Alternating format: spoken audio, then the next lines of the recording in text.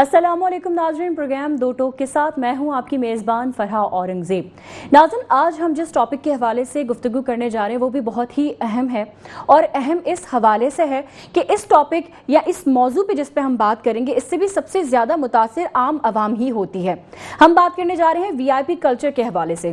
कराची में VIP culture इस वक्त उरूज पर है, जहाँ आपको काले डाले में घूमते लोग और उनके साथ असलहा बरदार लोग आम नजर आते होंगे। VIP कल्चर, सबसे पहले तो मैं आपको बताती चलूं कि इसका खुलासा सबसे पहले मैं कर दूं कि ये है क्या। VIP कल्चर क्या होता है कि इससे मुराद ये है कि अवाम में और जो स्पेशल जो लोग होते हैं जिनको खास एक ट्रीटमेंट दिया जाता है, अगर हम हॉस्पिटल्स की बात करें, हम स्कूल्स की बात करें, हम जगहों की बात करें, पब्लिक प्लेसेस की बात करें, तो वहाँ स्पेशल ट्रीटमेंट इन खास तबके को दिया जाता है जिनके साथ असलिया बरदार लोग होते हैं। और यहाँ पे मैं आपको ये भी बताती चलूँ कि जो ताकतवर लोग हैं वो अवाम पर सबसे ज़्यादा जो है ना उनको अहमियत दी जाती है, अवाम की आवाज़ कम सुनी जाती है, और ताकतवर लोग जो जिनके पास पावर और पोजीशन होता है उनकी आवाज़ या उनकी बात में ज़्यादा असर पाया जाता है। VIP कल्चर उस रवैये को भी कहते हैं जहाँ पर ख़ास कुछ ऐसा मखसूस तबका है जिसकी दाद रसी बहुत जल्दी कर ली जाती है। आम आवाम जो कि लाइनों में लग के घंटों ट्रैफिक का सफ़र, या फिर इसके अलावा अगर हम कहें कि कराची की सड़कों पर आपको नज़र आएगा कि VIP प्रोटोकॉल्स के साथ लोग जब सफ़र कर रहे होते हैं तो आसपास जो लोग उनके मौजूद होते हैं उनको वहाँ से हटा दिया जाता है, उनको इशारा करके वहाँ से हटने के लिए कह दिया जाता है। इसी के साथ हमारे साथ आज स्टूडियो में मौजूद होंगे, हम जिनसे बातचीत करेंगे इस हवाले से। हमारे साथ उबैद शाह मौजूद हैं, सीनियर तज्जिया निगार हैं, और भी मेहमानों को हम अपने साथ स्टूडियो में शामिल करेंगे। उबैद शाह साहब, अस्सलाम वालेकुम, थैंक यू सो मच आपके टाइम के लिए। उबैद शाह साहब, VIP कल्चर को किस तरह से देख रहे हैं आप, और सबसे ज़्यादा मुतासिर इससे आम आवाम ही होती है, क्या कहेंगे इस हवाले से? जी, बिस्मिल्लाहिर्रहमानिर्रहीम। देखें मरियम, बात यह है कि जो आप VIP कल्चर की बात करती हैं, VIP कल्चर एक बाय प्रोडक्ट है या यानी एक फर्दरेंस है प्रोटोकॉल्स की। जी। प्रोटोकॉल का लफ्ज़ जो है वो बुनियादी तौर पर उसका तो मतलब ये होता है कि हिफ्ज़ो मरातिब, अदब व आदाब, ये सिफारती ज़बान में इस्तेमाल किया जाने वाला लफ्ज़ है।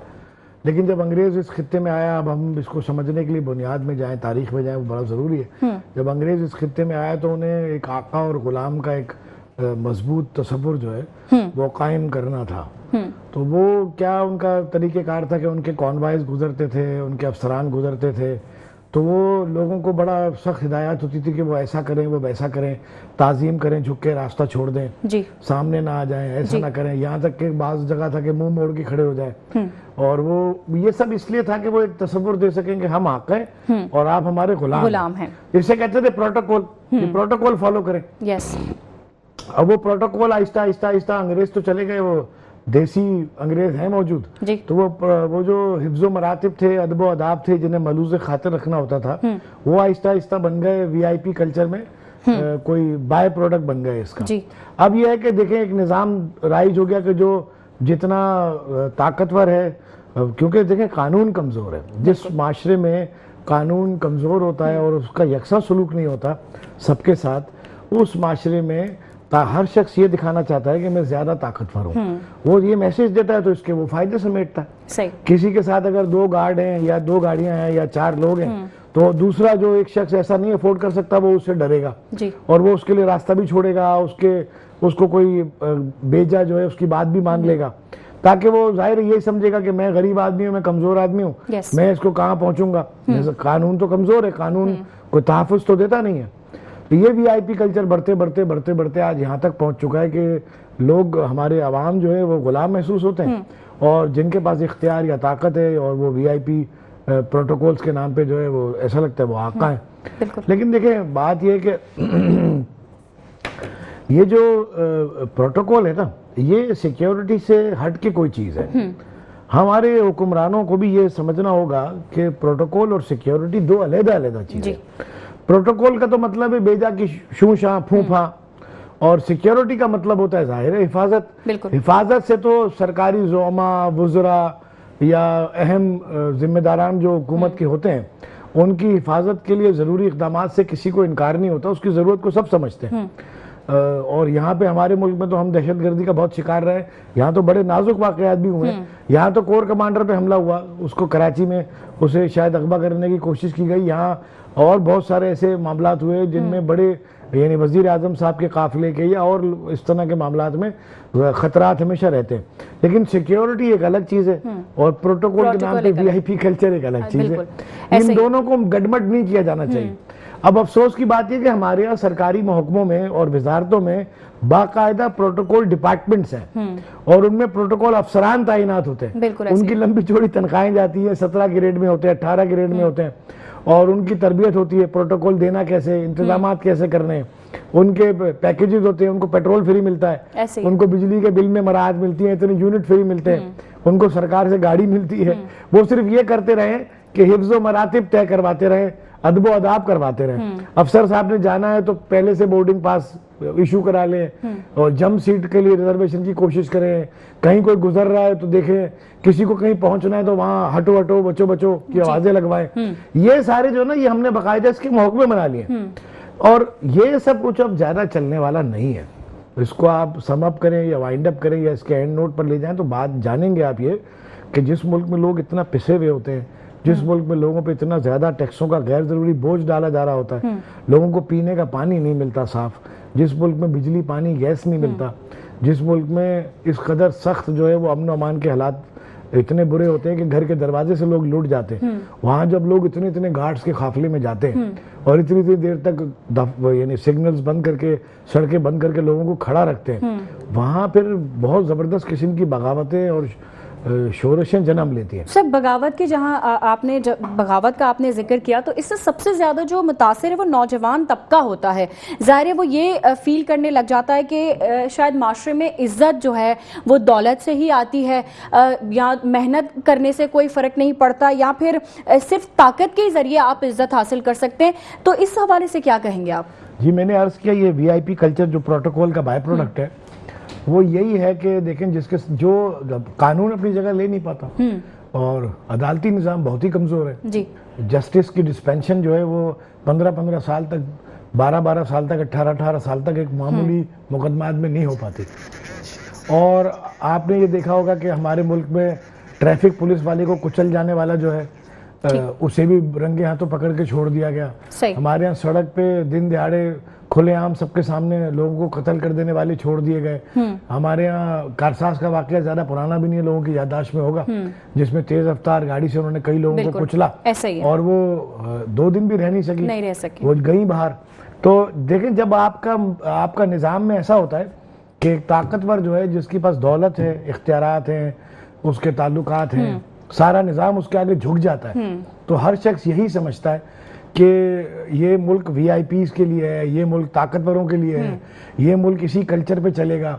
आप किसी भी तरीके से गलत या सही आप दौलत कमा लें, पैसा कमा लें और आप ताकत हासिल करें और आप फिर इस निज़ाम को अपने कदमों के नीचे रखें या उस निज़ाम से आप उस चीज़ का गलत इस्तेमाल करें। अच्छा, जो ये नहीं कर पाते उनमें बड़ी ज़बरदस्त महरूमी पैदा होती है और वो सब तो कर भी नहीं पाते। बिल्कुल ऐसे मुमकिन ही नहीं होता। अच्छा सर, दूसरी जानिब हमारे साथ लाइन पर मौजूद हैं Zafar Jamil Shaikh, chairman Karachi Huqooq restoration movement. अस्सलाम वालेकुम सर, आवाज़ आ रही है आपको मेरी? सुन पा रहे हैं आप मुझे?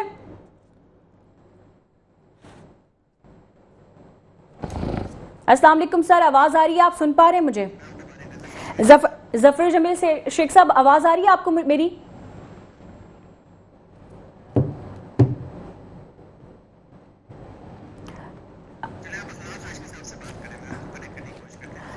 और दूसरी जानिब हमारे साथ लाइन पर मौजूद हैं इखलाक हाशमी, मुस्लिम लीग नून से इनका ताल्लुक है। अस्सलाम वालेकुम सर, आप सुन पा रहे हैं मुझे? बहुत शुक्रिया टाइम देने के लिए। जी बिल्कुल, मैं सुन पा रहा हूँ, बात करें आप। इखलाक हाशमी साहब, वीआईपी कल्चर की हम बात कर रहे हैं। वीआईपी कल्चर इस वक्त जिस तरह से उरूज पर है, कराची की अगर हम बात करें तो कराची में इस तरह वीआईपी कल्चर में फरोग आता जा रहा है दिन ब दिन, क्या कहेंगे इस हवाले से? बिस्मिल्लाहिर्रहमानिर्रहीम, बात ये है कि वीआईपी कल्चर कहीं भी नहीं होना चाहिए, क्योंकि पाकिस्तान जिस तरफ जा रहा है ना, और वज़ीर आज़म साहब ने खुद ये फरमाया है कि वीआईपी प्रोटोकॉल्स कम होना चाहिए, इस पे अखराजात कम होने चाहिए, गाड़ियाँ कम होनी चाहिए। लेकिन हम देख ही रहे हैं कि ये कल्चर जो है ना बढ़ता जा रहा है। ये अब जैसे कल ये वाकया जो हुआ है कराची में बिलावल चुरंगी पे, जी। तो ये आगे चल के ना इस किस्म के हादसा जो है और ज्यादा रूनमना हो। लोग क्योंकि इस तरह बड़े मुश्किल हैं और लोग बड़े परेशान हैं। एक तो पेट्रोल की कीमतें ज्यादा बढ़ गई हैं, महंगाई बढ़ गई है, बेइंतहा महंगाई है पाकिस्तान के अंदर ना। तो बता है कि लोग जब परेशान होते हैं तो वो ज़ाहिर है तो दूसरी तरफ जो है ना इसका लोग जो ना जो मामला जो है ना दूसरी तरफ पलट जाते हैं जो ना ये।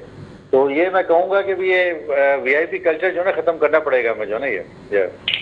इखलाक साहब, सबसे ज्यादा मुतासिर आम आवाम या आम जो तबका है वो सबसे ज्यादा मुतासिर होता है। अगर हम जो आवाम की खिदमत पर मामूर जो लोग हैं उनकी सिक्योरिटी की अगर बात की जाए तो वो एक तरफ है, लेकिन जो प्राइवेट गाड़ियां या प्राइवेट गार्ड्स जो लेकर साथ चलते हैं उससे आवाम जिस कदर मुतासिर होती है, इस हवाले से क्या कहेंगे? जो प्राइवेट, इसको ये भी कह सकते हैं कि प्राइवेट वीआईपी कल्चर है कि लोग अपनी मर्जी से जितने गनमैन चाहे गाड़ी में बिठा के कहीं भी निकल जाएं और वो रोड रस्तों पर वो गुंडागर्दी करते फिरें, रास्ते से उनको हटाते फिरें। तो इस हवाले से क्या कहेंगे आप? नहीं, देखें पंजाब में ये जो डाले हैं ना हमारे जो डबल कैबिन गाड़ियां जो हैं जी, इनके पीछे कोई गार्ड नहीं बैठ सकता, वहाँ पाबंदी है जी पंजाब में। और आज पंजाब में आप किसी रोड पर आप जो है ना आप ये इस किस्म के जो है गनमैन, इस किस्म के गार्ड आप नहीं देखेंगे वहाँ पे। तो ये कल्चर सिर्फ जो है ना ये सिंध के अंदर है यहाँ पे ना। और यहाँ पे तो इतना ये अरूज पे आ चुका है सिंध में कि हर दूसरी गाड़ी जो है ना ये डबल कैबिन गाड़ी जो है ना ये पीछे गार्ड से भरी हुई होती है और बदतमीजी करते हुए जाते हैं, लोगों से बदतमीजी करते हैं, ये शारा फैसल पे बदतमीजी करते हैं ये। तो ये मैं गवर्नमेंट ऑफ सिंध से भी कहूंगा कि इसके ऊपर पाबंदी लगाएं कि कोई गार्ड जो है ना बाहर के यानी कि बाहर डबल कैबिन में नहीं होना चाहिए। जब पिछला हिस्सा गार्ड के लिए मुकर्रर है तो वहां बैठे गाड़ी, पीछे क्यों बैठते हैं गाड़ी है? पहले नंबर तो मैं ये कहूंगा। दूसरा ये कि कराची के अंदर बदनसीबी हमारी ये बदकिस्मती कह लें जो भी कह लें कि यहाँ जो पिछले दिनों जो वाकयात हुए हैं, पुलिस अफसरान के बेटे, पुलिस अफसरान के ब्यूरोक्रेसी के ये औलादें जो हैं सबसे ज्यादा जो गड़बड़ जो कराची में कर रहे हैं ना ये इस किस्म के जो है लौंडे लपाटे कर रहे हैं जो ना ये मैं सबसे बड़ा प्रॉब्लम है कराची का जो ना ये। और दूसरे नंबर पे ये कि कराची शहर को हमने पाक साफ जब तक हम नहीं करेंगे, कराची एक पहचान है पाकिस्तान की। और अगर यहाँ पे अगर सही हम कल्चर लेकर आएंगे सही, जैसे कि लाहौर के अंदर है, मुल्तान में है, फैसलाबाद में, तो फिर यहाँ से हर आदमी जब, क्योंकि कराची के अंदर पूरे पाकिस्तान से लोग आबाद हैं यहाँ पे जी। और यहाँ से जो शख्स जाता है वो बाहर जाके यही चीजें बताता है कि जी कराची में ये हो रहा है। अब जैसे कराची में देखें ये यूनिवर्सिटी रोड को ले लें, चंद दिनों के अंदर यूनिवर्सिटी रोड को आप देखें मुझे बनाने चलने के काबिल बना दिया। ये हमारे मलिरहाट एयरपोर्ट का रोड देख लें, तेजी के साथ काम जारी है। तो अब मुझे बताइए जन्नत तो नहीं आ गए? जन्नत तो नहीं आए ना, ये ठेकेदारी काम कर रहे हैं ना यहाँ पे ये। तो ये पहले क्यों नहीं हो गया? ये पहले हो जाना चाहिए था। आज 5 साल से जो लोग इन चीजों को मरो रहे थे लेकिन नहीं हो रहा था। आज देखें फिर वो हर चीज में हम फौज को इन्वॉल्व करते हैं, सैलाब आए तो फौज को इन्वॉल्व करते हैं, कोई चीज और है। आज भी हमें एफडब्ल्यू की मदद लेनी पड़ी कराची के अंदर। यही मदद अगर पहले आप ले लेते तो इखलाक साहब मैं आपको थोड़ा सा इंटरप्ट यहाँ करना चाहूंगी। दूसरी जानिब हमारे साथ लाइन पर मौजूद हैं जफर जमील शेख साहब, chairman Karachi Huqooq restoration movement. अस्सलाम वालेकुम sir, thank you so much time देने के लिए। जी वालेकुम अस्सलाम। जफर जमील साहब, वीआईपी कल्चर के हवाले से आज हम बात कर रहे हैं जिसका सबसे ज्यादा इस वक्त प्रोटोकॉल कहें या प्राइवेट गाड़ियां या फिर गनमैन, इसका सबसे ज्यादा जो इस्तेमाल है वो कराची में खास तौर पे नजर आता है और इंसान को इंसान नहीं समझा जाता। आम आवाम उस चीज से सबसे ज्यादा मुतासिर होती है।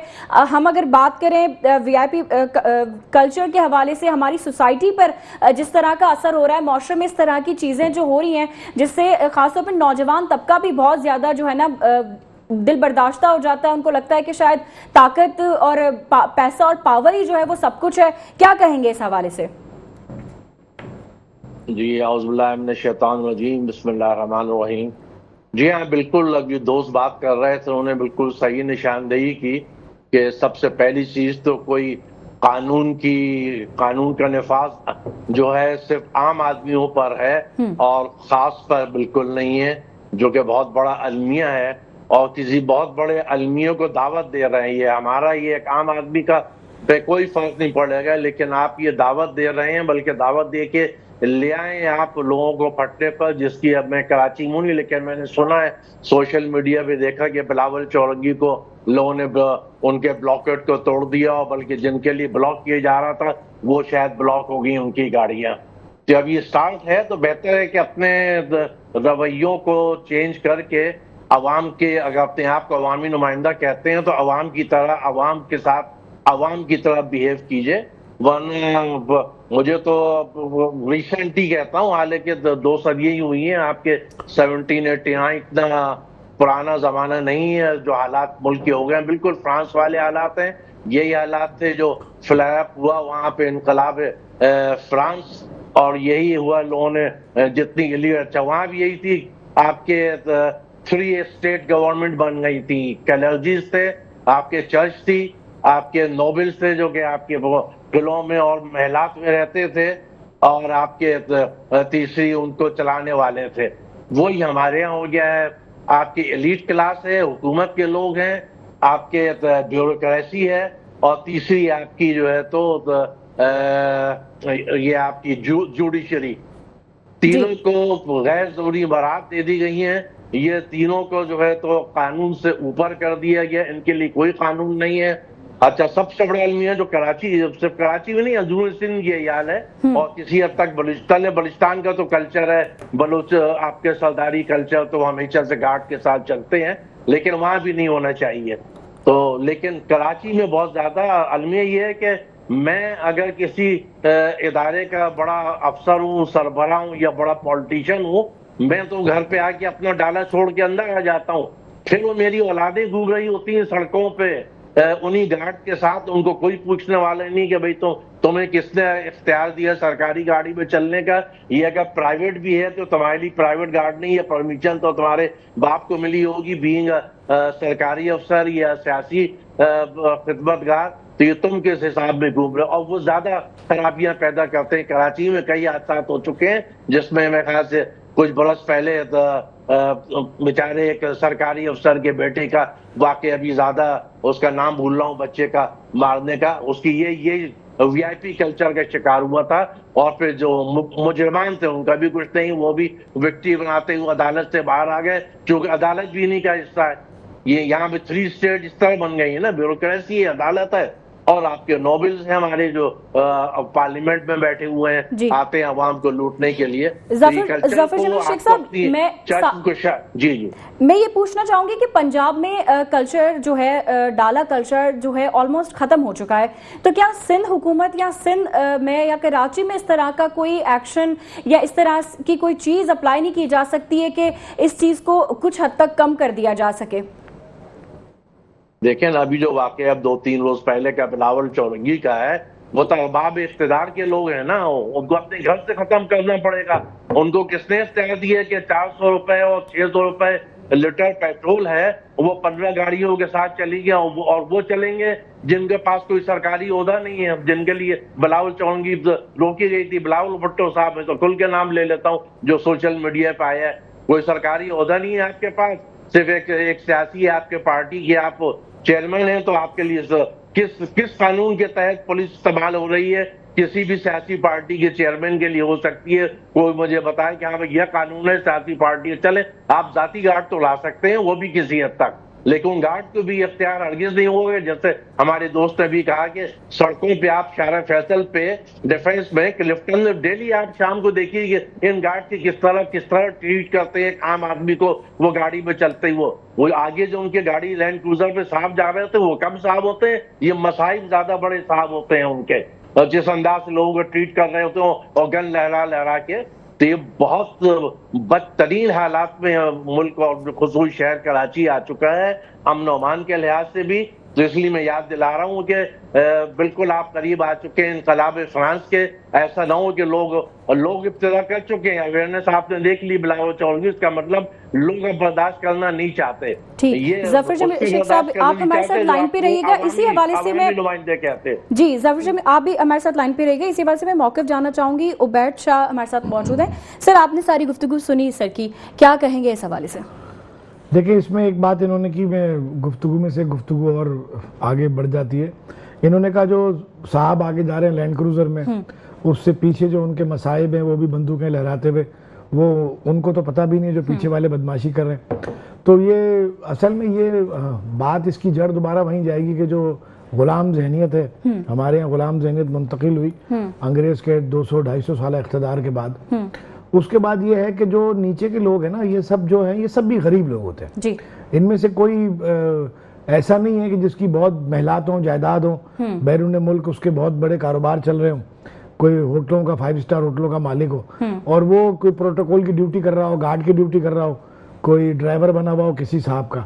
जाहिर है गरीब लोग होते हैं, लेकिन ये इल्म नफ्सियात के मुताल्लिक़ का बड़ा अच्छा मौजू है कि वो अपने साहब के सामने अपनी जो कारकर्दगी है वो इस तरह ज्यादा बेहतर दिखाना चाहते हैं कि उन्होंने साहब के इर्द गिर्द एक हाला बुन दिया, एक जाल बना दिया कि साहब कोई मा फौकुल फितरत चीज है, साहब को अनटचेबल्स है, साहब के करीब जाना भी जो है वो करंट मारता है और साहब के करीब फटकना जो है वो साहब को बड़ा नागवार गुजर सकता है और उसकी क़यामत उन पर गुजर जाएगी। तो देखे ना, ये हमने एक गुलाम और आका का एक जहनियत जो है वो बरकरार रखी हुई है। अच्छा, हालांकि मैं एक छोटी सी बात कहूँगा, हालांकि महज़िब माशरों में आप देखेंगे बोरिस यल्सन साहब, पुरानी बात तो नहीं है, बरतानिया के वजीर आजम थे, आपने देखा कि ये स्टोर पर वजीर आजम होते हुए खरीदारी करते हुए पाए जाते थे, साइकिल पर जाते हुए भी दिखे जी। इसी तरह और ममालिक कई हैं मगरिबी जहाँ पे वज़ीर आज़म आपको ट्रेन में सफर करते हुए दिखे, बिल्कुल ऐसे ही खड़े हुए होते हैं, अपनी बारी का इंतजार कर रहे हैं, ट्रेन में चढ़ जाते हैं। क्यों? उन्होंने वो सिक्योरिटी उनकी गैर महसूस तरीके से, नजर ना आने वाले अंदाज से की जा रही होती है। इतने फारिग फालतू वो भी नहीं है कि कोई उनको कहीं निशाना बना ले, बिल्कुल उनकी सिक्योरिटी का एक हिसार उनके इर्द गिर्द होता है जो नजर नहीं आता, महसूस नहीं होता, लेकिन उनके प्रोटोकॉल्स नहीं होते जिससे आम आदमी तंग हो, बिल्कुल जिससे आम आदमी सफर करे, बेजार हो और नापसंदीदगी और नागवारियत महसूस करे। उसे एक खामा में एलियन लगे, एनिमी लगे, जिसका इतना प्रोटोकॉल हो रहा है, वो एक कोई बहुत ही खलाई मखलूक महसूस हो। तो ये हमारे यहाँ भी जाहिर है अरबाब इख्तिदार को ये सोचना चाहिए कि प्रोटोकॉल कुछ और चीज़ है, सिक्योरिटी कुछ और चीज़ है। अच्छा सर, कुछ दिनों पहले एक वाकया सामने आया था क्लिफ्टन में, जहां पर एक नौजवान जो है वो तेज़ रफ्तार गाड़ी दौड़ा रहा था। जब पुलिस की जानिब से कार्रवाई करने की कोशिश की गई, उसको रोकने की कोशिश की गई, तो मालूम ये हुआ कि उसने हाथापाई की और उसने बहुत नाज़ेब अल्फाज इस्तेमाल किए। उनका जो फैमिली बैकग्राउंड है वो पुलिस, उनकी वालदा अफसर हैं, जाहिर है। तो इस हवाले से क्या कहेंगे कि हमारे यहाँ जो लोग हैं वो अपनी फैमिलीज या अपने लोगों को ये चीज समझाने की कोशिश करें कि ठीक है, हम अगर सरकारी अफसर हैं तो हमारा काम भी आवाम की खिदमत करना है, तो उनका रवैया जो जाहिर है वो खुद भी पुलिस ऑफिसर है और वो उनके जिन्होंने रोका वो भी पुलिस वाले थे, तो इसमें क्या फर्क है या क्या चीज है जो उनको बतानी चाहिए? देखें, बतानी चाहिए क्या है, लोग अमल को फॉलो करते हैं। जितनी आप तबलीग करेंगे उससे बेहतर है कि आप अमल से साबित करें, दिखाएं। अभी जो जनरेशन है, इससे सिर्फ एक जनरेशन पहले तक ऐसे लोग थे जो अपनी सरकारी गाड़ी का पेट्रोल का इतना हिसाब रखते थे कि अपने बच्चों को इजाजत नहीं देते थे कि वो गाड़ी इस्तेमाल करें। गाड़ी आएगी घर तक, घर से जाएगी दफ्तर तक, इससे आगे गाड़ी का इस्तेमाल मुमकिन नहीं था। अब गाड़ियों में बकरे पीछे लाद के दावत के लिए ले जाए जा रहे होते हैं। ऑर्डर होता है सिपाही को, मोबाइल ले जाओ, इसमें 2 बकरे डाल के ले आओ, और ये भी नहीं पता होता सिपाही बकरे खरीदेगा कहां से, छीन के ही लाएगा साहब के लिए कहीं से, बस चले छोड़ो इधर दो। तो ये हमने अपना देखे ना, ये जो हमने अपना मिजाज बना लिया, वो ये बना लिया कि हमारी सोसाइटी के फैब्रिक में जो शख्स बाइख्तियार है, किसी ओहदे पे है, किसी इख्तियार पे है या दौलतमंद है और ताल्लुकात सिफारिश रखता है, कानून की परवाह करने का वो पाबंद नहीं है। उसको कोई जरूरत नहीं है वो इतनी तक्कड़ करे, तकलीफ करे कि कानून क्या कहता है, अखलाकियात क्या कहती है, मोरालिटीज क्या है। वो ये जानता है भाई मेरे लिए ये चीजें कुछ भी नहीं है। अच्छा, दूसरी जानिब अखलाक साहब भी हमारे साथ लाइन पर मौजूद हैं, उन्होंने भी आपकी तमाम तरह गुफ्तगू सुनी। अखलाक साहब, मैं आपसे ये पूछना चाहूंगी कि एक जानिब किफायत शारी की बहुत बड़ी बड़ी बातें की जा रही थी कि पेट्रोल बचाना है, लाइट बचाना है, लेकिन बात की जाए अगर सरकारी प्रोटोकॉल की, तो एक गाड़ी के साथ 5-5, 10-10 गाड़ियां, 40 गाड़ियां, 30 गाड़ियां। वजीर आजम के प्रोटोकॉल की अगर हम बात करें तो एक साथ 37 गाड़ियों का काफिला वो लेकर चल रहे थे। तो यहाँ किफायत शारी की वो सारी बातें कहाँ रह गई? देखिए, बात ये कि मरकज तो एक अलहदा छोड़ दें आप, 18वीं तरमीम के बाद सूबे जो है बाख्तियार हैं, और ये सबसे बड़े जो ना ये था 18वीं तरमीम हमारी ना मुल्क की जो ना ये इस टाइम हालत ये है कि मरकज को भी चाहिए, हमने तो कल भी ये बयान अपने दिए हैं अखबारात में, कि मरकज को भी चाहिए कि अपने वज़रा का, अच्छा मैं छोटा सा मैं आपको बताता हूँ, एक वजीर जो है ना अपने जब गांव में भी जाता है ना तो अपना प्रोटोकॉल लेके जाता है पूरा ना, अच्छा, जहां जहां वो जाएगा प्रोटोकॉल उसके साथ होता है। एक कोई फौत की हो जाती है ना कहीं भी किसी वजीर के घर पे, जी, तो वो करोड़ों रुपए जनाब वहाँ पे ना प्रोटोकॉल पर लग जाते हैं ना वहाँ पे। जी, तो ये छोटे छोटे जो मामला हैं, पाकिस्तान की ये तबाही के असल जिम्मेदार हमारी ब्यूरोक्रेसी और ये हमारा प्रोटोकॉल है। अगर ये प्रोटोकॉल हम खत्म कर दें, देखे ना, अगर एमएनए जब ये नहीं होते मिनिस्ट्री के अंदर, उस टाइम भी तो अपनी प्राइवेट गाड़ियों में सफर करते हैं ना ये, लेकिन जैसे ये वजीर बनते हैं इनकी जनाब आंखें जनाब माथे पे आ जाती हैं, प्रोटोकॉल इनके शाहाना आ जाते हैं, और एक एक मिनिस्ट्री के अंदर कितने ज्वाइंट सेक्रेटरीज हैं, कितने डिप्टी सेक्रेटरीज हैं, कितने उनके सेक्रेटरीज हैं, उनके आगे कितने सेक्रेटरीज हैं। आप अगर तादाद गिनना शुरू कर दें, कायमा कमेटियां, स्टैंडिंग कमेटियां। हालांकि मैं कहता हूँ इस निज़ाम का जो जमहूरियत जिसे हम कहते हैं ना, ये मैं कहता हूँ जमहूरियत है, जमहूरियत का मतलब कुछ और है, लेकिन हमने ये निज़ाम हमारे यहाँ जो पाकिस्तान में निज़ाम है ना, ये हम इसे अगर सदारती निज़ाम कहें या बादशाह का निज़ाम कहें तो वो ज्यादा बेहतर होगा। ये किसी भी तरह से जमहूरियत का निज़ाम पाकिस्तान में है ही नहीं है। अच्छा। जमहूरियत वो होती है कि अखराजात कम करें, गरीबों का ख्याल रखें, अवाम का ख्याल, और अवाम को अपने वर्कर्स को जो है इक़्तिदार में शामिल करें।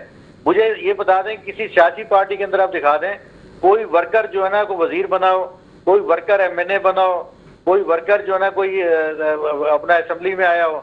तो यहाँ तो ये सिर्फ जमहूरियत का हम नाम लेते हैं, लेकिन बादशाह है हमारे यहाँ जो ना यहाँ पे अखलाक हाशमी साहब, आप हमारे साथ लाइन पे मौजूद रहिएगा। नाज़रीन, प्रोग्राम में इस वक्त हुआ है शॉर्ट ब्रेक का। ब्रेक के बाद गुफ्तगू के सिलसिले को यहीं से आगे बढ़ाएंगे, कहीं मत जाइएगा। वेलकम बैक नाज़रीन, प्रोग्राम में बातचीत का सिलसिला जारी है। हमारे साथ स्टूडियो में मेहमान भी मौजूद हैं और दूसरी जानिब हमारे साथ टेलीफोन लाइन पर मौजूद हैं ज़फ़र जमील शेख साहब। ज़फ़र जमील साहब, मैं ये पूछना चाहूँगी आपसे, अगर हम हुकूमत की जानिब से जो इक़दाम किए जाते हैं इन सारी चीज़ों को रोकने के हवाले से, अगर हम बात करें दिफा 144 के नफाज के हवाले से, कराची में असले की नुमाइश पर भी पाबंदी है और इसी तरह से कई और दिफाएँ भी लगाई जाती हैं, लेकिन शहरियों की जानिब से जो कि इस तरह के प्रोटोकॉल्स या इस तरह की चीज़ों के आदी होते हैं उस पर मुकम्मल तौर पर अमल दरामद करते नजर नहीं आते, क्या कहेंगे? देखिए, वजह वही है जो हमारे दोस्त ने कहा कि हमारे यहाँ जमहूरियत कभी भी नहीं थी, और दोस्त ने जिक्र किया प्रेसिडेंशियल सिस्टम। सब प्रेसिडेंशियल सिस्टम अमेरिका में है, वहां तो कोई उनका सेक्रेटरी स्टेट या कोई भी सेक्रेटरी, कोई भी मिनिस्टर ये प्रोटोकॉल लेके चल के देखा है, कोई तारीख उठा के देख लीजिए आप उनको। तो मसला हमारे यहाँ की ज़हनी तरबियत का है, और ज़हनी तरबियत बिगड़ गई उस वक्त जब से आपने स्टूडेंट यूनियन बैंक की है, क्योंकि ग्रासरूट से पहले लीडर आता था, उसको पता होता था कि मेरे क्या उसूल हैं, लीडर के क्या उसूल हैं, उसको पता होंगे 40 साल हो गए, और किसी जमहूरियत के चैंपियन ने आज तक आवाज नहीं उठाई आने के बाद के कि भाई हम ये स्टूडेंट यूनियन और लेबर यूनियन जो है दोबारा फाल करें, क्योंकि यहीं से आपके लीडरशिप उभरती है जिसको सब कुछ पता होता है। एलिट क्लास ने जो पहले 70 के बाद जो भी पार्टी आई, उन्होंने दबा के करप्शन किए, वहां से जो करप्शन सिलसिला पॉलिटिकल पार्टीज में चल रहा है, वो अगर तो 3 साल भी हुकूमत में रह गए इतना कमा लेते हैं कि आइंदा 20 साल एग्जाइल में रहें और फिर वापस आके फिर वो इक्तिदार में आ जाएं। तो सर इसका मतलब यही हुआ कि लोग जो सियासत में आते हैं उनका असल मकसद ही ये होता है कि पावर और पोजीशन का गलत इस्तेमाल करना, ना कि आवाम की खिदमत करना। पैसे कमाएं। नहीं, आवाम की खिदमत कैसे करेंगे भाई? वो एक एमपीए लड़ने के लिए तो 10-15 करोड़ रुपए चाहिए खाली इलेक्शन लड़ने के लिए, जीते ना जीते बाद में। वो ये कल्चर बन गया, तो आम आदमी तो वैसे भी इलेक्शन नहीं लड़ सकता, टिकट कोई पार्टी देगी नहीं, और इंडिपेंडेंट आ जाए तो इलेक्शन के खर्चात नहीं उठा सकता। तो सबसे पहले ही आवाम को होश के नाखून लेने चाहिए। बहुत अच्छा साइन है जो बिलावल चौरंगी पे हुआ। इसी तरह अवेयरनेस जब तक आवाम में नहीं आएगी तो उस वक्त तक यहाँ पे किसी किस्म का इंकलाब नहीं आएगा, और आपको सिर्फ इंकलाब की जरूरत है। कोई जुडिशरी खुद अब उनका पार्ट है 27वीं अमेंडमेंट के बाद, ठीक है ना। तो आप किसी से एक्सपेक्ट मत कीजिए, आवाम को खुद लिहाज करना है अपने हुकूक का, और पुरम तरीके से सड़कों पे आना है, उसके बाद ही ये कल्चर खत्म होगा। और इनकलाब फ्रांस की जरूरत है, मैं खुल के बोल रहा हूँ, कई साल से आपके इनकलाब फ्रांस की जरूरत है। वहां भी सिर्फ 2 मेजर वाकयात हुए जिसने इग्नाइट कर दिया था।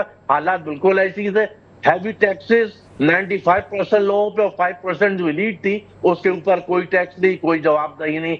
हैवी आपके जिसे कहें कि कानून साजी और कानूनदारी आपके आम तबके के ऊपर 95% और एलीट क्लास हर कानून से मुबर्रा था।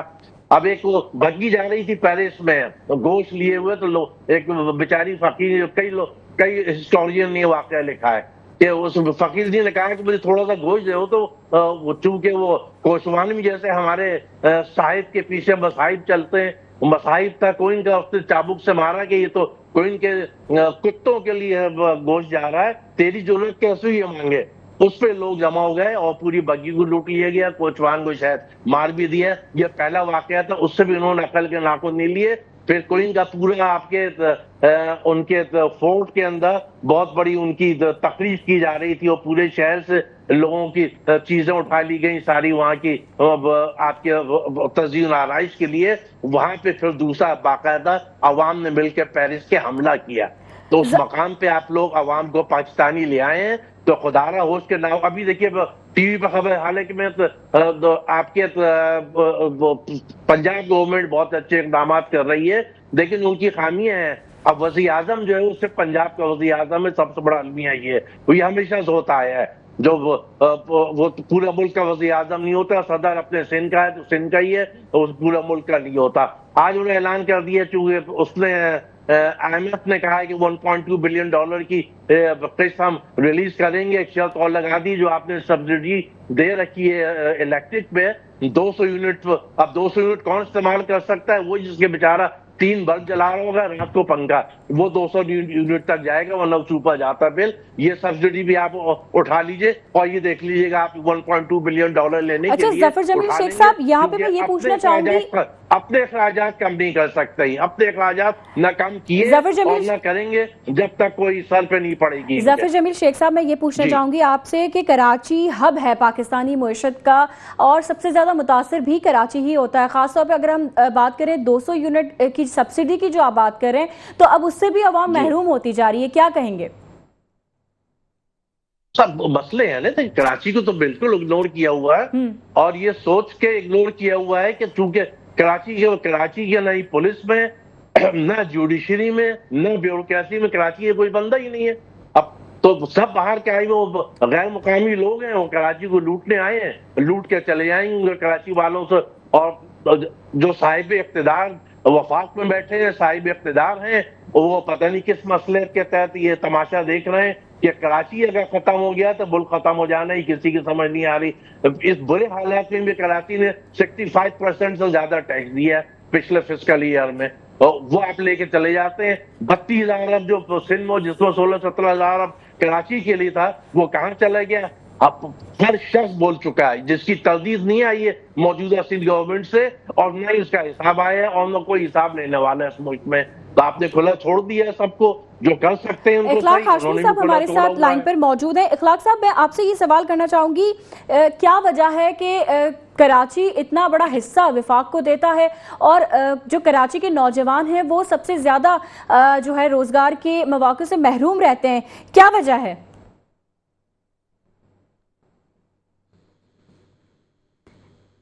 इखलाक हाशमी साहब, सुन पा रहे हैं आप मुझे?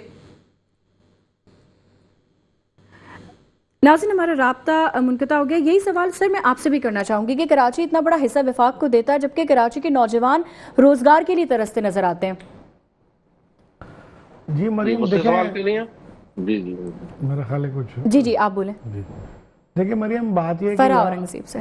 जी सॉरी, फराह औरंगज़ेब जी, मैं आपको मरियम से रिलेट कर लेता हूँ। चलें, कोई बात नहीं।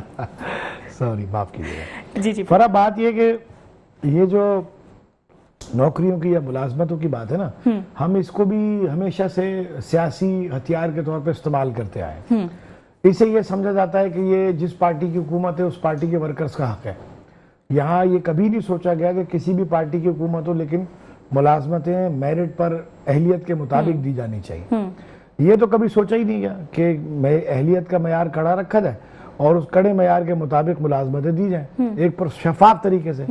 बल्कि यहाँ तो नैब के केसेस बनते रहे जाने वालों पे, नौकरियां बेचने के और नौकरियां गलत भर्तियों के।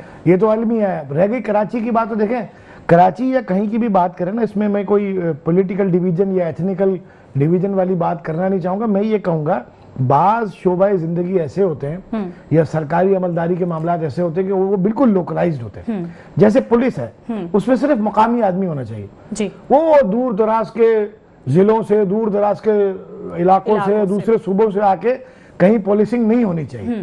पुलिस के लोग मकामी होते हैं तो वो रिजल्ट दे सकते हैं, है ना। सही चीज मैं ऐड कर दूं उसमें, जी जी जी इसमें एक चीज ऐड कर दूं, सबसे मुकामी नहीं, अगर मिसाल के तौर पे नाजोबाद में आप बैठे हैं, नाजोबाद के थाने में नाजोबाद ही का लड़का होना चाहिए, जिसे शर्म आए कोई करप्शन करते हुए थाने में, उसे पता हो कि बाहर निकलूंगा दहशत मुझे जानता है।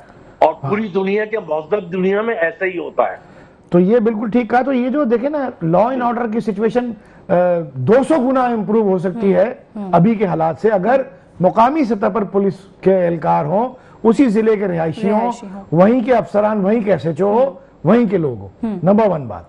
नंबर 2 बात ये, जो अंग्रेज का कल्चर था, थाना कल्चर, कि एसएचओ थाने में 24 घंटे की ड्यूटी पे, थाने में ही सो रहा है और थाना अक्कूबत खाना बना हुआ है, पकड़ के किसी को ले आए, रख लिया, पीछे कमरे में बिठा लिया, बंद करा हुआ है, लॉकअप में डाल दिया है। ये सिलसिला भी खत्म हो जाना चाहिए। सही। इसका तरीका ये होना चाहिए कि 3 8-8 घंटे की शिफ्ट की जाए पुलिस की, और 3 शिफ्टों में 3 एसएचओज हों, आए, अपनी सर्विस करें, 8 घंटे की ज्वाइनिंग दें, रिलीफ दें और घर जाएं। घर चले जाएं। तो जो आए वो चार्ज टेक ओवर करे, और जाने वाले का के लिए वो विजिलेंट हो, उस पर केयर टेकर भी हो, वो उसका निगरान भी वही हो, और थाने में लाकर रखने का कल्चर जो है इसके ऊपर ज्यादा बेहतर। तो लॉ एंड ऑर्डर पे पूरी फोकस करेगी पुलिस, लोकल पुलिस होगी, और ये law and order situation improve होगी। दूसरा शोबा बल्दियात का, म्युनिसिपल सर्विसेज का। हो ही नहीं सकता कि छुट्टी लेके चला गया, ईद का मौका है, मौत हो गई है, रिश्तेदार में इंतकाल हो गया है, बीमारी आजारी है, शादी है, वो गया 8 दिन की 10 दिन की छुट्टी लेके, या 3 दिन की छुट्टी आई, वो 1 दिन पहले से गायब हो गया, और वो यहाँ शहर में बल्दियाती खिदमात जो है वो गायब है। अच्छा, उनका कोई पता नहीं है। इसी तरह कई ऐसे महकमे हैं जो आप गैर मकामी को आपको लॉजिकली देने ही नहीं चाहिए, वो काम ही नहीं कर सकते, वहां डिलीवर ही नहीं कर सकते। अच्छा, हमें एक बार फिर ज्वाइन किया है इखलाक हाशमी साहब, मुस्लिम लीग नून से इनका ताल्लुक है। सर, यही सवाल मैं आपसे भी करना चाहूंगी कि कराची जितना रेवेन्यू जनरेट करता है और जितना हिस्सा वो विफाक को देता है, लेकिन फिर भी कराची के जो नौजवान हैं वो रोजगार के लिए तरसते हुए नजर आते हैं, रोजगार के लिए परेशान नजर आते हैं, क्या कहेंगे? नहीं, मैं वही बताना चाहता हूँ, मैंने अपने दोस्तों की बातें सुनी है जी। देखिए, मेरी बात पहले तो मैं इनसे पूछूंगा कि यहाँ जो एमक्यूएम बनाई गई है, अपना रक्षा ड्राइवर्स को, टैक्सी ड्राइवर्स को, गरीब 80 गज के घर वालों को यहाँ एमपीएमएनए बने, मिनिस्टर बने, लेकिन मुझे बताएं कि वो कराची के जो लोग थे ना, ये कराची के लोग थे। आज जो है ना, आपका डीएमसी के अंदर सारे कराची के लोग हैं, वाटर बोर्ड में सारे कराची के लोग हैं, वाटर एंड सेवरेज बोर्ड में सारे कराची के लोग हैं। तो मैं सिर्फ ये पूछना चाहता हूँ, अफसर आपके जो सिंध के लोग हैं, लेकिन नीचे का जितना तबका है सारा कराची का है। आज मुझे बताएं कि कराची के जो लोग हैं, जो इंक्रोचमेंट इदारों के अंदर है, डीएमसी के अंदर, मैं निशानदेही कर सकता हूँ, और जमात इस्लामी के पास कितने टाउन है, आज इंक्रोचमेंट क्यों है वहां पे? आज जो है वो इदारे बैठकर पैसे ले रहे हैं ठेलों से, वो इदारे जो इंक्रोचमेंट खत्म नहीं कर रहे हैं। जहां तक आगे आप कहते हैं एसएचओ नाज़िमाबाद का होना चाहिए, ये बात नहीं है, पाकिस्तानी होना चाहिए, मेरिट के ऊपर होना चाहिए। नवाज शरीफ ने मेरिट कायम किया था पूरे पाकिस्तान के अंदर, हमारे पर को उंगली नहीं उठा सकते। हमने कभी नहीं हुआ, बात करने पहले आपको बात नहीं आ रही है, नहीं क्या बात करने थे आप? मैं ये कह रहा हूँ कि आप मेरिट के ऊपर पंजाब के अंदर चले जाए, पाकिस्तान में अभी भी शहबाज शरीफ की हुकूमत के अंदर जितनी नौकरियां मिल रही है मेरिट पे मिल रही हैं, वहाँ किसी का पहचान नहीं है कि ये सिंधी है, ये बाजा, ये कौन है। बात मेरिट के ऊपर होनी चाहिए। बात मेरिट सर, अगर पंजाब की बात कीजिए तो पंजाब में बल्दियाती, सर अगर पंजाब की बात कीजिए तो पंजाब में कौन सा बल्दियाती निजाम दे दिया गया? नहीं, अगर नहीं भी दिया तो हमने बल्दियाती निजाम से अच्छा बेहतर निजाम दिया है वहाँ पे, आज भी बेहतर निजाम है हमारा वहाँ पे ना। मैं पंजाब की मैं बात कर रहा हूँ, देखिए मैंने भाइयों की इनकी बातें सुनी है, ये कहते हैं एसएचओ नाज़िमाबाद का होना चाहिए। भाई आपने एमपीएमएनए दे दिए कराची को, आपने मिनिस्टर कराची के दिल लगाए, आज वो करोड़पति अरबपति बन के बैठे में बाहर, आपने कौन सा हिसाब कर लिया उनका? भाई मुझे बताएं आप। ये मौजूद नहीं था, बात ये थी, सवाल आपका था कि कराची के नौजवानों को नौकरियां नहीं मिलती, और मेरा ये रिस्पॉन्स था कि बात शोबे लोकलाइज्ड होते हैं। यार सुने आप, पहले आप आवाज उठाते हैं बाहर की है। आज भी मैं कहता हूँ इस पार्टी के साथ एमक्यूएम साथ बैठती है, इकट्ठे बैठते हैं, ये क्यों नहीं कराची शहर को साफ करते हैं?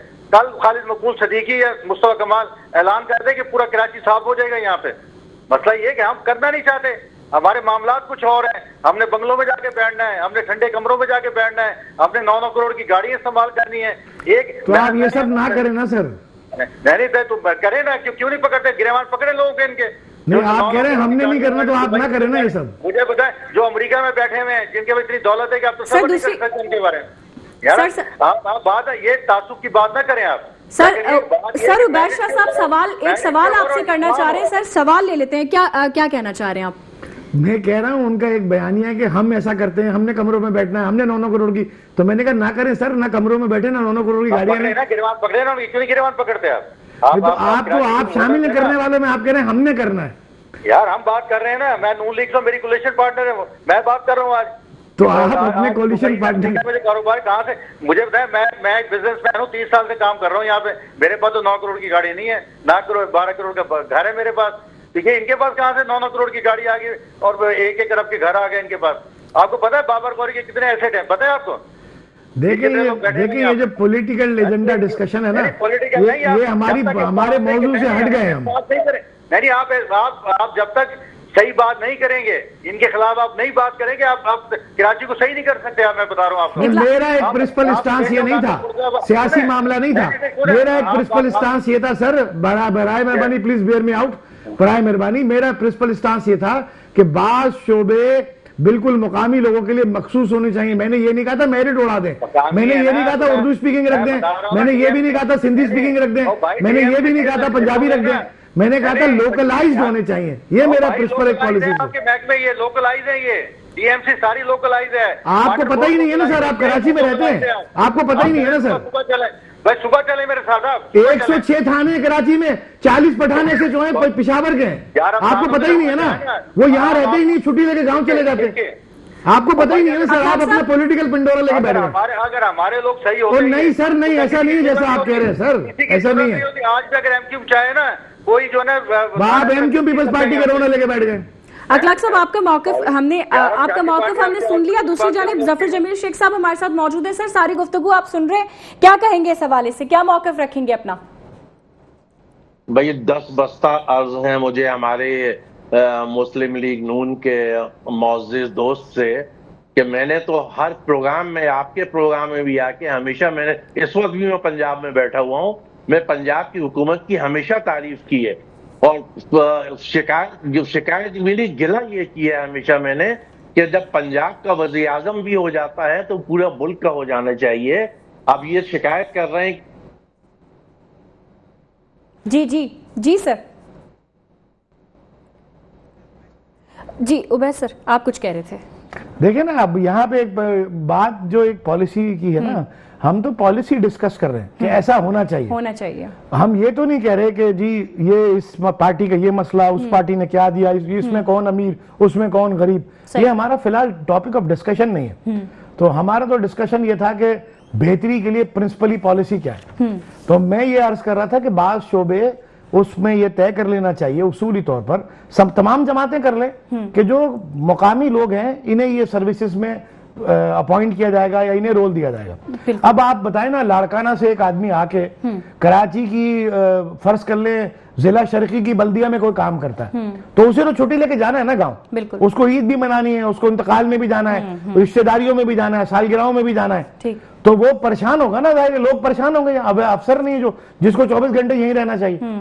लेकिन अगर लाड़काना के अफसर को लाड़काना की बल्दियात में रखा जाए तो ये बेहतरीन डिलीवरेंस होगी, है ना। लेकिन सर जिसका, अगर हम मकामी की भी हम बात कर रहे थे, लेकिन जिसका जो काम है अगर वो अपना काम बेहतर तरीके से कर ले तो ये बहस भी खत्म हो जाए। ये तो बिल्कुल एक अलग मौजू हो गया ना। मेरिट तो अक्रॉस द बोर्ड हर जगह होनी चाहिए। मैं कह रहा हूं कि बाज़ शोबे जिंदगी के ऐसे हैं जिनमें प्राइमरी हेल्थ केयर, ठीक है ना, अब अस्पताल में अगर गैर मकामी आदमी है, बेसिक हेल्थ केयर यूनिट में जहां इंजेक्शन लगाना है, बुखार चेक करना है, मामूली दवा देनी है, कोई एक्सरे निकालना है, यहाँ एक मकामी आदमी, पंजाब का आदमी यहाँ नौकरी कर रहा है आगे, ऐसा ही है ना, सरकारी मुलाजमत उसको दे दी किसी कोटे में, ऐसा ही है। उसने कहा जी मेरा तो ये मसला हो गया, मेरी मासी मर गई, मुझे तो छुट्टी चाहिए। यहाँ तो एक ही आदमी आपने कोटा किया, एक ही की सैलरी आती है, एक ही एक्सटेंशन, फिर क्या होगा, लोग आएंगे कहेंगे यार बंदा नहीं है, छुट्टी पे गया।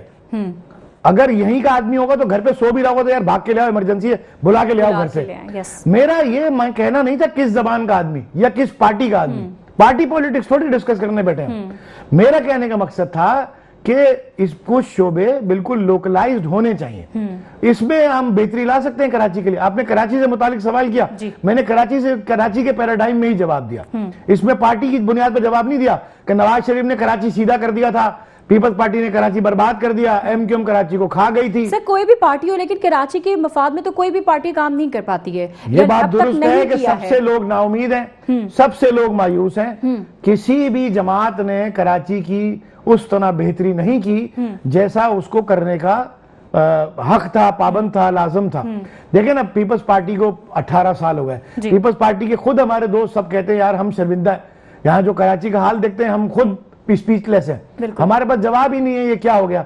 वो कहते हैं सिवाय 2-3 मिनिस्टर्स के कोई काम ही नहीं करना चाहता, सब स्टेटस क्वो की कैफियत में, बस पैसा आ जाता है, किसी ना किसी तरह एंजॉय कर रहे हैं लाइफ। पॉलिसी नहीं है, जुस्तजू नहीं है, शौक नहीं है, कोई बेहतरी लाने का कोई ख्याल नहीं है, सिवाय 2-3 बुजुर्ग जो कुछ ना कुछ कर रहे हैं, जिन पे सारा मामला चल रहा है, जिनके कंधों पे सारा बोझ है। बात यह है कि कोई भी पार्टी उस तरह डिलीवर नहीं कर पाई। 5 साल के लिए तो आप आते हैं ना, 5 साल का एजेंडा प्रोग्राम आपका पूरा होता है, हमें ये हुकूमत दो, हमें वोट दो, हम ये कर देंगे। 5 मिल गए, फिर 5 मिल गए, फिर 5 मिल गए, आप वहीं खड़े, बुनियादी मसाइल ही हल नहीं हुए।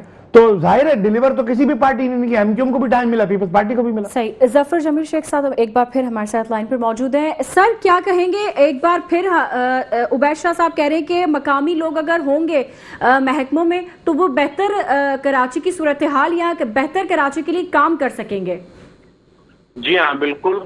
और मकामी लोग से मैं फिर आपको ये बता दूं कि मेरा मतलब हरगिज नहीं है कि मैं किसी पर्टिकुलर कम्युनिटी की बात कर रहा हूँ। हर वो शख्स जो कराची में पैदा हुआ है, कराची का शनाती कहा सकता है, यहाँ पला बढ़ा है, वो कराचाइट है, वो सिंधी हो, बलोची हो, पंजाबी हो, पठान हो, सराइकी हो, XYZ हो। ये मैं बहुत पिछले 3 साल से हमारा ये मौक़िफ़ है।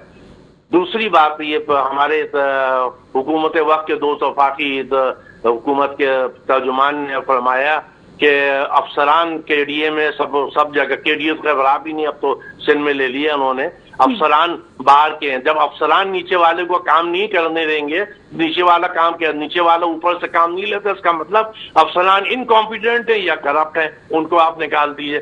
तीसरी बात, बहैसियत वफाकी हुकूमत, आप पूरे पाकिस्तान की हुकूमत आपके पास है, आप शिकायत नहीं कर सकते। आपका काम सिर्फ जवाब देना है सवाल का और बताना कि आपकी ये कारकर्दगी कराची में।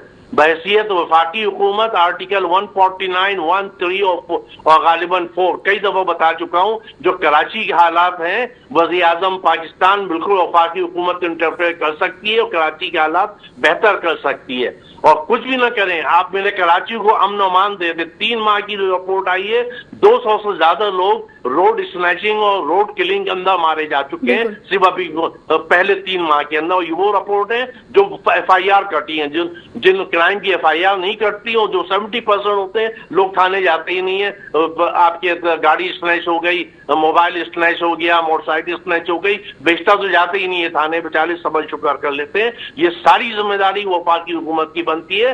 इसलिए अगर आप समझते हैं कि आपने एक जुमला कहा कि पाकिस्तान की बात कहना, अगर पाकिस्तान की सबसे पहले आप वफाक में बैठ के बात कीजिए कि पूरा पाकिस्तान आपका है। आप कुछ भी करके कानूनी तौर पे कैसी भी करके आप कराची को लॉ एंड ऑर्डर सही कीजिए और यहाँ की यूथ की जो है आपकी मायूसी दूर कीजिए। और सबसे पहला काम आपको करना चाहिए, यूथ की मायूसी दूर करने के लिए यहाँ का कोटा सिस्टम खत्म करवाइए, ताकि यूथ को, कराची के यूथ को उसकी मर्जी, उसके काबिलियत के हिसाब से। बहुत शुक्रिया जफर जमील शेख साहब, आपके वक्त का बहुत शुक्रिया। एक लास्ट कमेंट में उबैद शाह साहब से लेना चाहूंगी। देखिए, मैं कहूँगा कि कराची सबका है और दोनों बातें, आपके प्रोग्राम का आखिरी जो जाविया है वो कराची के मुतालिक है जी, और पहला जो मरहला था वो प्रोटोकॉल्स और VIP कल्चर से मुतालिक था जी। और दोनों कराची में बड़ी बदनुमा दाग हैं कराची के चेहरे पे। एक तो कराची की बद इंतजामी, कराची का बुरा इंफ्रास्ट्रक्चर, कराची की बदअमनी, बदहाली, और फिर ऊपर से VIP कल्चर जी। कराची के लोगों को पहली तकलीफें बहुत हैं और ये VIP कल्चर उन्हें और भी टीज करता है। जिस सड़क पर चलने की जगह ना हो वहां पर डाले घूम रहे हो, कई गार्ड्स उसमें लटक रहे हो, लोगों से बदतमीजी कर रहे हो, रास्ता छोड़ने के लिए उन्हें गालियां दे रहे हो, या सिग्नल रोक दिया जाए और गुजरने ना दिया जाए, तो मेहरबानी करके हमारे जो भी दोस्त हैं अरबाब इख्तियार, जो हमारे हमारे हुक्मरान हैं उनसे मैं कहूँगा बड़ी मेहरबानी आपकी, आप इस पे कुछ लिहाज मुरब्बत कर लें। अगर ना भी करेंगे, ना सुनेंगे हमारी, तो हमने उनका क्या बिगाड़ लेना। लेकिन हालात बद से बदतर होते जाएंगे, मुल्क का भी नुकसान है और लोगों की तकलीफ बढ़ती जाएगी। तो अल्टीमेटली हमारे दोस्त मेहरबान ने तो बहुत दूर की सदियों की बात की। उन्होंने कहा इनकलाब फ्रांस में ये हुआ। मैं तो कहता हूँ करीब करीब के आसपास में देख लें क्या क्या हुआ है। तो उबैशा साहब, ये एक ऐसा टॉपिक है, श्रीलंका में एक छोटी सी बात, श्रीलंका में जिंदा जलाया गया था वफाकी वजीर को। मुश्तइल हुजूम ने उसके घर में घुस के उसकी पूरे फैमिली को जिंदा जला दिया था। देखिए, लोगों के इश्तियाल को दावत न दें और लोगों के साथ ये उनके दुखों पर मरहम रखने का। बहुत शुक्रिया उबैशा साहब, आपका मौक़िफ़ आ गया। नाज़रीन, ये एक ऐसा टॉपिक है जिस पे हम जितनी बहस करें उतनी कम है। जब कानून गरीब के लिए नरम और अमीर के लिए नरम और गरीब के लिए जब सख्त हो जाता है तो मुआशरे में इंसाफ की जगह तकसीम जन्म ले लेती है। प्रोग्राम का वक्त अपने इख्तिताम को पहुंचा। इंशाल्लाह मंडे को फिर आपसे मुलाकात होगी। देखते रहिए हमारा प्रोग्राम दो टोक। अल्लाह हाफिज।